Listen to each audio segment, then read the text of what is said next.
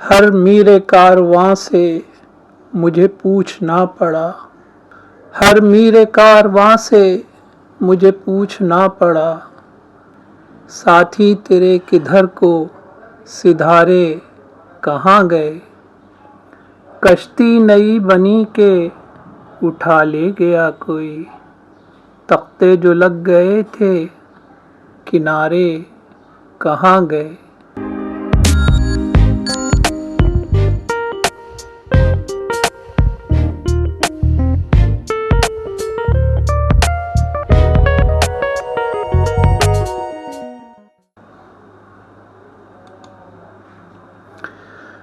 حفیظ اللہ نیازی اپنے آج کے کالم میں رقم تراز ہیں کہ زمان پاک میں ہو کا عالم اور گہرا سناٹا ہے۔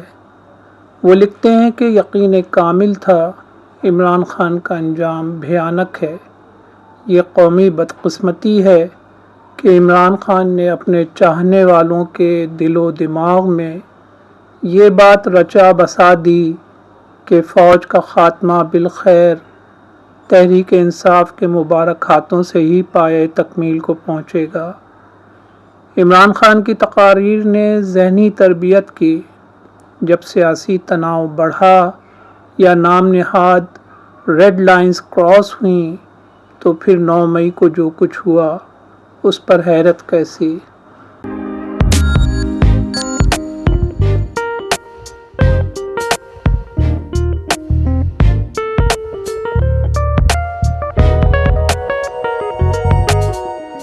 عمران خان کبھی خود کو ریاست مدینہ کا داعی بنا کر پیش کرتے رہے اور کبھی ہٹلر ثانی بننے کی کوشش کرتے رہے۔ کبھی وہ اپنے آپ کو نپولین سے بڑا رہنما سمجھتے رہے اور وقت نے دیکھا کہ ذوالفقار علی بھٹو کی سیاست پر تنقید کرتے کرتے انہوں نے کئی ایسے اقدامات کیے کہ انہیں بھٹو کی طرح عالم اسلام کے ایک رہنما کے طور پر قبول کر لیا جائے۔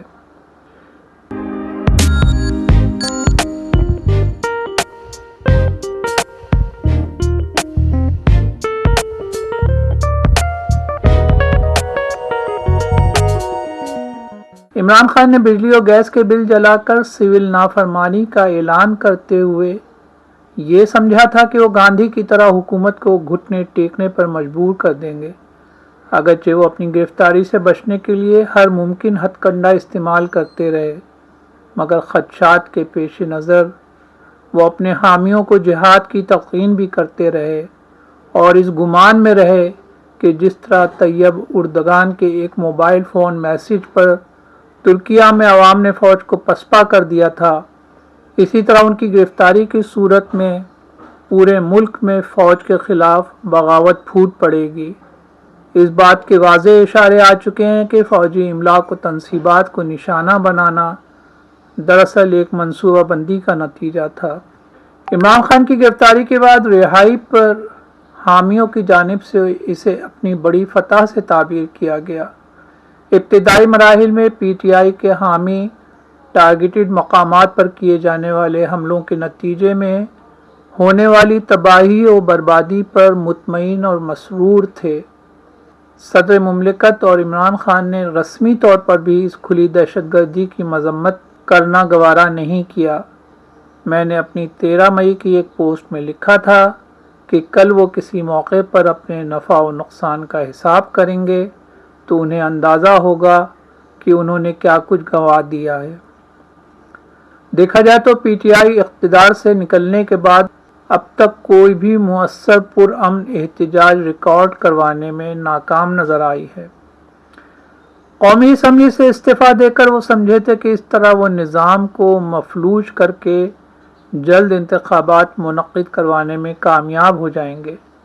اب وہ قومی اسمبلی میں واپسی کے راستے تلاش کرتے نظر آتے ہیں۔ انہوں نے 2 بار اسلام آباد کی جانب لانگ مارچ کی کوشش کی اور وہاں پر دھرنا دینے کی منصوبہ بندی کی، مگر ان کے دونوں لانگ مارچ بدترین ناکامی سے دوچار ہوئے۔ ان کی جیل بھرو تحریک ایک مذاق سے زیادہ کچھ نہیں تھی۔ 2 صوبوں میں قائم اپنی حکومت چھوڑ کر اور وہاں کی اسمبلیوں کو توڑ کر انہوں نے اپنے پاؤں پر جو کلہاڑی ماری وہ ان کے لیے ایک بھیانک خواب ثابت ہوا ہے۔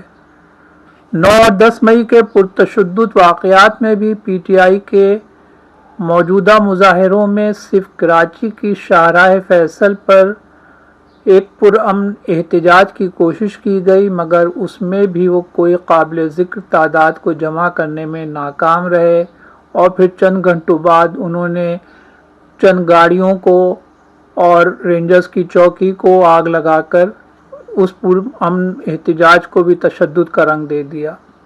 یوں دیکھا جائے تو پی ٹی آئی پورے ملک میں کہیں بھی عوام کی بھرپور شرکت کو یقینی بنانے میں ناکام رہی۔ جہاں جہاں توڑ پھوڑ اور جلاؤ گھیراؤ کیا گیا وہاں تعداد بہت محدود تھی، اور غالباً کہیں بھی بڑے سے بڑا مجمع چند سو لوگوں سے زیادہ نہیں تھا۔ جب سے پی ٹی آئی اقتدار سے باہر ہوئی ہے تب سے عوام کی قابل ذکر تعداد کو سڑکوں پہ لانے میں ناکام رہی ہے۔ عمران خان کی گرفتاری ان کا بڑا امتحان تھا، مگر وہ اس آزمائش میں بھی ناکامی سے دوچار ہوئے ہیں۔ عدلیہ میں موجود ان کی سہولت کاری کوئی پوشیدہ راز نہیں تھا، تاہم 12 مئی 2023 پاکستان بلکہ دنیا کی عدالتی تاریخ میں ایک انوکھا دن تھا جب ان کے سہولت کاروں کی جانب سے ایسے فیصلے آئے جن کی کوئی نظیر عدالتی تاریخ میں شاید مشکل سے ملے۔ تاہم ان عدالتی فیصلوں نے حکومت اور عدلیہ کے درمیان ٹکراؤ میں اضافہ کر دیا ہے، اور اس کا سراسر نقصان پی ٹی آئی یا عمران خان کی سہولت کاری کو پہنچے گا۔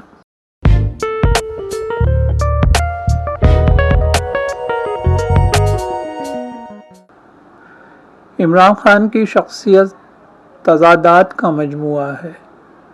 ان کے کئی بیانات حقیقت پسندی سے آنکھیں چرانے کے مترادف ہیں، اور وہ اکثر و بیشتر خود پسندی کا لبادہ اوڑھے نظر آتے ہیں۔ جس وقت عمران خان اقتدار میں تھے تو انہوں نے سیاست میں یو ٹرن کا دفاع کرنے کے لیے جنگوں میں جرمن لیڈر ایڈولف ہٹلر اور فرانسیسی فوجی رہنما نیپولین بوناپارٹ کی ناکامی کی مثالیں دیں، اور کہا جو لیڈر بر وقت یو ٹرن نہیں لیتا وہ حقیقی لیڈر نہیں ہوتا۔ متعدد معاملات پر لیے جانے والے یو ٹرن پر اپوزیشن کی تنقید کا سامنا کرنے کے بعد عمران خان نے اپنا موازنہ ہٹلر اور نیپولین سے کرتے ہوئے کہا کہ وہ نازی اور فاشسٹ لیڈر سے زیادہ اسمارٹ ہیں۔ وہ حقائق سے کس طرح آنکھیں چراتے ہیں اس کا تازہ ترین نمونہ آج بھی سامنے آیا جب انہوں نے شکست خوردہ باڈی لینگویج کے ساتھ یہ بیان داغا کہ ان کی پارٹی کے لوگوں کے ساتھ جو کچھ ہو رہا ہے اس کی پاکستان کی تاریخ میں مثال نہیں ملتی۔ انہوں نے یہ بھی کہا کہ پاکستان کی کسی اور لیڈرشپ کو ایسی سختی برداشت نہیں کرنی پڑی جیسی ان کو جھیلنی پڑ رہی ہے۔ جس طرح کا پریشر پڑا ہوا ہے آج اس ملک کی تاریخ میں کبھی لوگوں کے اوپر ایسا پولیٹیشن پہ پریشر نہیں پڑا۔ پکڑ کے لوگوں کو جیلوں میں ڈال رہے ہیں، فیملیز گھروں میں گھس رہے ہیں، عورتیں فیملیز عورتیں ہیں وہاں، ان کو عورتوں کو ساتھ اٹھا کے شیریہ رفریدی اور اس کی بیوی لے گئے جیل میں۔ یہ کبھی ہوا ہے پاکستان میں؟ کبھی کہ کسی عمر عثمان ڈار کے گھر میں گھس کے سارا گھر توڑ دیا اور اس کی والدہ سے جو انہوں نے کیا، یہ کبھی اس ملک کی تاریخ میں ہوا ہے؟ جو عورتوں کو جو سینز آئی ہیں عورتوں کے کہ بال پکڑ رہے ہیں، جس طرح ان کو گھسیٹ رہے ہیں، یہ نہ اس ملک میں ہوا ہے اور نہ یہ ہمارا جو روایتیں ہیں، جو ہمارا دین ہے، یہ کوئی اس کی چیز کی اجازت نہیں دیتا۔ یہ اس طرح کا پریشر شاید ہی کبھی کسی کی پارٹی کے لیڈر کے اوپر یا اس کی پارٹی کے ممبرز کے اوپر ڈالا ہو جو اس وقت ہمارے اوپر پورا پریشر ڈالا جا رہا ہے۔ میں صرف ایک چیز واضح کرنا چاہتا ہوں،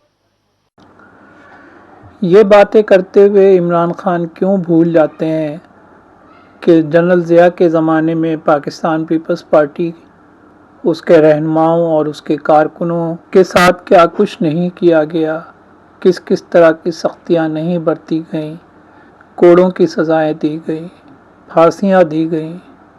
نوکریوں سے برطرف کیا گیا، خواتین کو بالوں سے پکڑ کے گھسیٹا گیا، ان کے اوپر لاٹھی چارج کیا گیا، لوگوں کو براہ راست فائرنگ کا نشانہ بنا کے مارا گیا۔ مختلف ادوار میں ایم کیو ایم کے خلاف جب آپریشن کیے گئے تو ہم نے دیکھا کہ ایم کیو ایم کے بھی بہت سے کارکن جعلی پولیس مقابلوں میں مارے گئے، لاپتہ کیے گئے، ایم کیو ایم میں دھڑے بندیاں کرائی گئیں، ان کے لوگوں کو تقسیم کیا گیا۔ بلوچستان میں ہم دیکھتے ہیں کہ سیاسی کارکنوں کو کس قسم کی سختیاں برداشت کرنی پڑتی ہیں۔